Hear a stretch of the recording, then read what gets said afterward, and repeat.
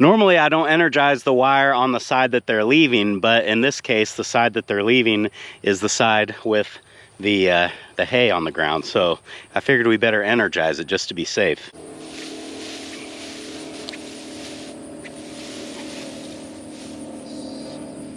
There's still some stuff that is plenty wet, which is exactly what I would expect at this point, but I think it is ready to rake into windrows. The tough thing about this part of the pasture that I cut is that some of it is really light and some of it's really heavy, but you have to rake it and bale it in accordance to what the heavy stuff allows you to do. It's a lot better to bale the light hay too dry than the heavy hay too wet.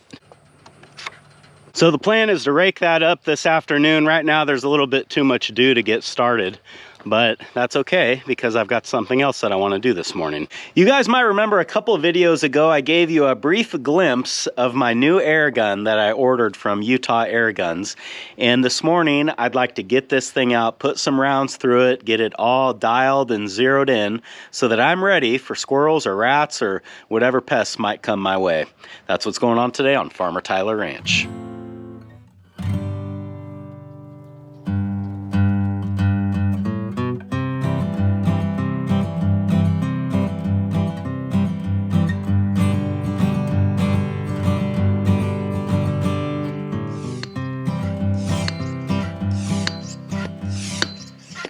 What I've got here is an Umarex Zelos in 25 caliber equipped with an Athlon Talos scope. I'm probably not saying any of these words right. This is by far the most expensive air gun that I own, but in the world of precision air gunning, this is kind of considered an entry-level package. 25 caliber is also the largest caliber that I own. I've got a 22 here and a 177 as well. I'd like to shoot all three of these guns today and sort of compare them to each other, although I'm sure the Umarex is, the nicest gun and it has the best optic, so it will probably be the most accurate as well, but by how much is anyone's guess. When I was a kid, an air gun was just a tiny step above a toy, essentially. And about a year ago, I got to watching Python Cowboy and saw how they were using air guns to control iguanas down in Florida, and I was really impressed by the capability of what they were using, and that kind of caused me to go down this rabbit hole and realize that air guns have come a long way, and it's pretty cool what they can do now. So let's get a shooting bench set up and start shooting these and see where we're at.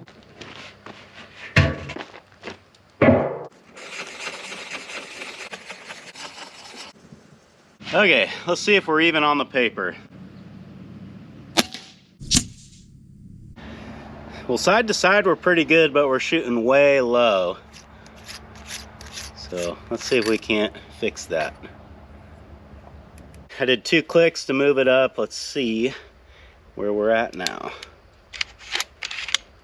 I think we're still down here. I should have looked at the dial on the scope. We're about 2 mil dots low, and this is saying 1 click is 1/10 of a mil dot, so I should need about 20 clicks to get back on.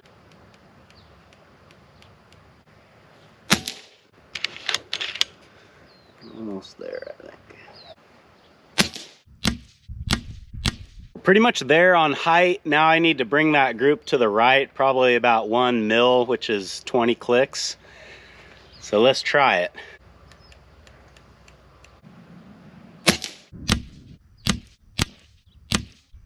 Well, that looks pretty good to me. I've got this one flyer here. That was prior to the final adjustment on the scope.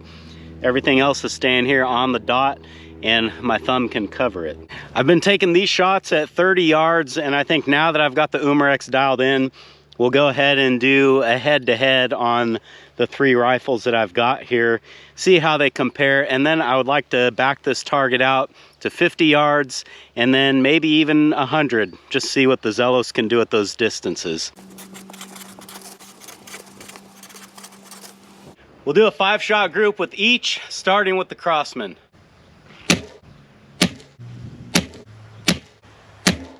There's 5. I don't know. There's nothing on the paper. Well, that's kind of embarrassing. There's nothing even anywhere near the target, but if you look at the back of the box here, we grazed a couple right on the top. So I guess they were all shooting high. I don't know, probably need to adjust that sight some. Well, let's see if I have any better luck with the Hatson. This is the 22.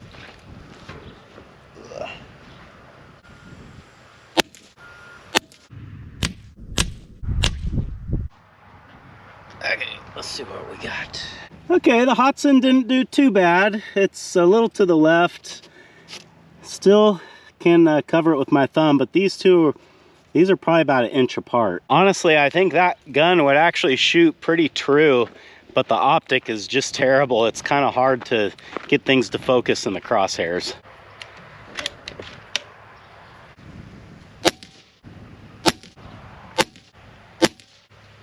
Well, the Umarex by far has the best group. We got 3 in the same hole, and then this one little flyer here, that was me. As soon as I pulled the trigger, I knew that that was not going to be a good shot.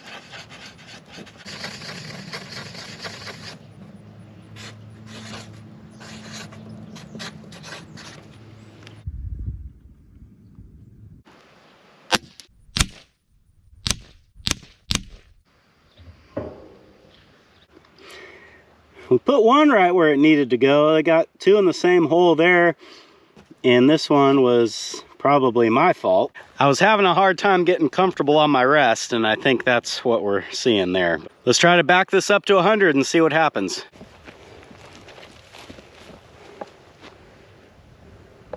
This looks far. I'm gonna be shooting off of the hay bales over there, using them as my rest, and I don't know what's gonna happen. Should be interesting. Oh man, that is far. See what I can do.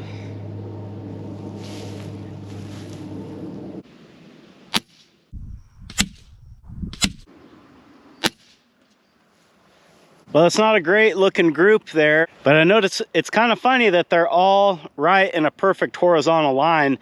And I think what's happening is the wind is becoming a factor. And the other thing is, you know, we're talking about 100-yard accuracy with an air gun.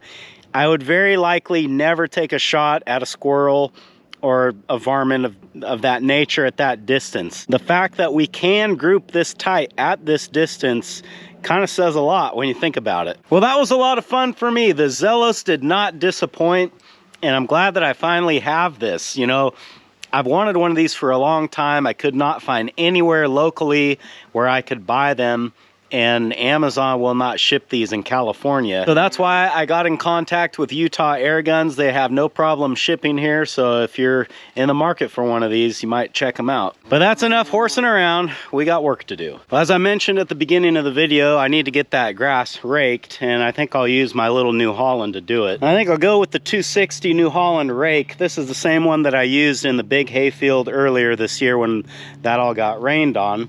And I gave it a full service then. I only used it for, shoot, less than an hour. And I'm only gonna use it for probably 10 minutes over there today. So it should be ready to go. Other than the fact that I think this tire is probably low, needs to be filled up. So let's park the manure spreader, get this guy hooked up, and get moved over there.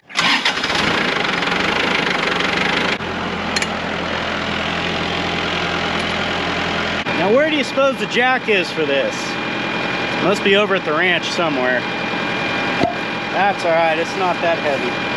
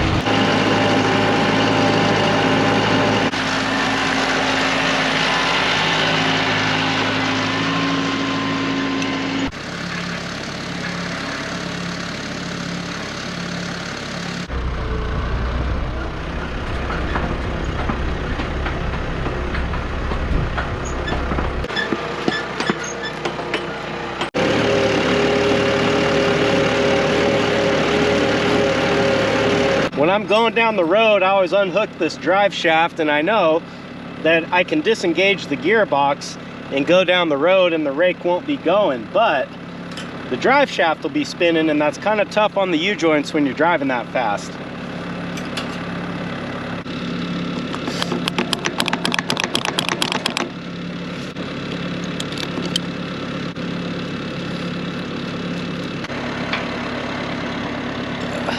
I use this all the time.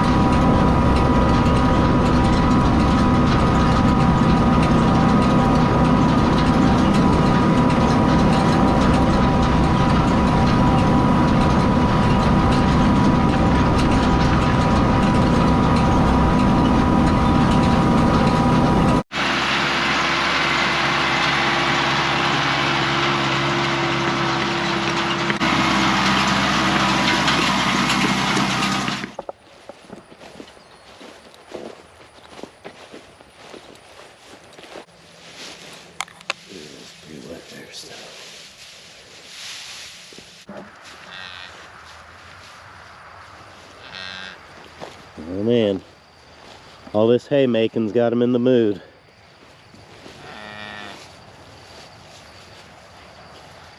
Boy, little boy just backs right down, doesn't he? That explains a lot. Well, for the most part, I would say this went pretty good. The rake did miss some hay, like right along the side of the levee, especially where the tractor ran over it. It just couldn't reach it, which is, you know, kind of to be expected. And then I've got a bit of a mess here where all the sinkholes were. I'll probably come out here with a pitchfork or a garden rake or something and just try to pull. There's a lot of hay right here. If I could just pull this over by hand into the windrow, then we could bale it.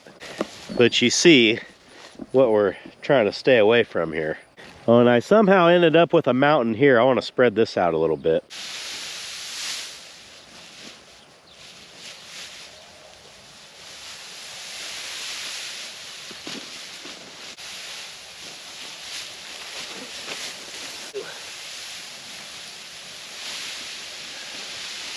If you look through the windrows, you can find plenty of spots that are still wet, which is kind of what I expected. In fact, that's a big part of the reason why I raked it today. Today is Wednesday. My plan is to let this sit tomorrow and then hopefully bale it Friday afternoon. That may or may not work.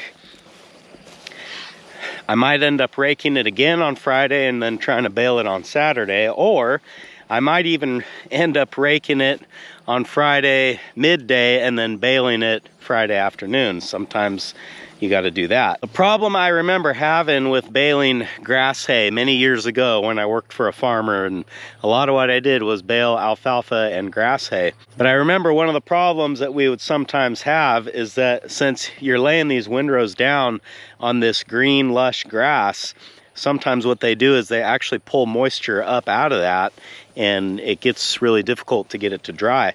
Alfalfa is a lot better because when you cut alfalfa, you're laying it down on mostly dirt and some stems. You don't have this lush green growth under there. So anyway, I may be done raking, but I might have to do it one more time. And again, this is only 2 acres. It doesn't take very long to rake, so I'm not too worried about it.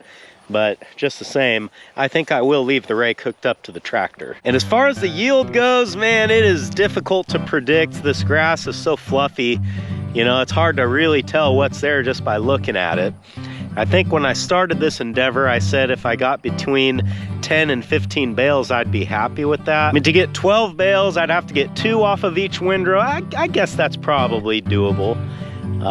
But you know, we'll see when we get the baler out here. Well, I guess this is gonna do it for this one. Thanks for hanging out with me today, guys, and I hope I'll see you again on Farmer Tyler Ranch.